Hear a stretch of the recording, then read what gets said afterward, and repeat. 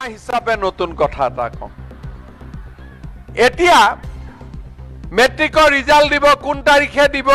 19 20 21 তাৰিখ মানে মেট্ৰিকৰ ৰিজাল্ট দিব ঠিক আছে অংকৰ প্ৰশ্নখন টান আহা বুলি কৈছিল তথাপিতো পাস কৰিব কোনো চিন্তা কৰিবলগীয়া নাই এতিয়া আপোনালোকে চাওক যিমান ছোৱালীয়ে মেট্ৰিক পাস কৰিব সবটো কলেজত না যাব ঘৰত টকা পইচাৰ অসুবিধা আছে এইবাৰ আমি বিনামূলীয়া নাম ভৰ্তিও কৰি দিম আৰু কলেজত যোৱা ছোৱালীজনীৰ বেংক একাউণ্টতো মামাই 10000 টকা সোমাই দিব আৰু যিজনী ছোৱালী ডিগ্ৰীত নাম লগাব তাইক 12500 টকা সোমাই দিব আৰু যোনে বিশ্ববিদ্যালয়ত পঢ়িব সেই ছোৱালীজনীক 25000 টকা আমি বেংক একাউণ্টত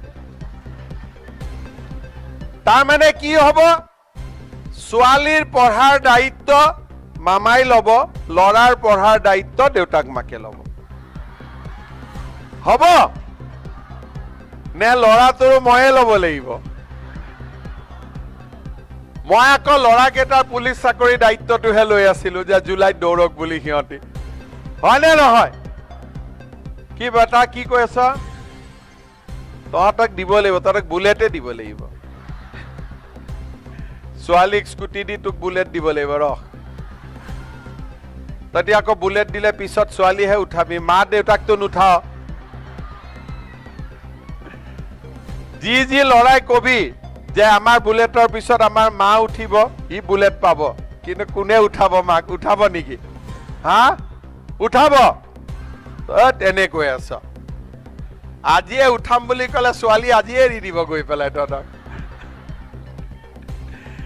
এতিয়া এইবাৰ আমি এই আঁচনিটোৰ নাম দিছো নিযুত মইনা তাৰ মানে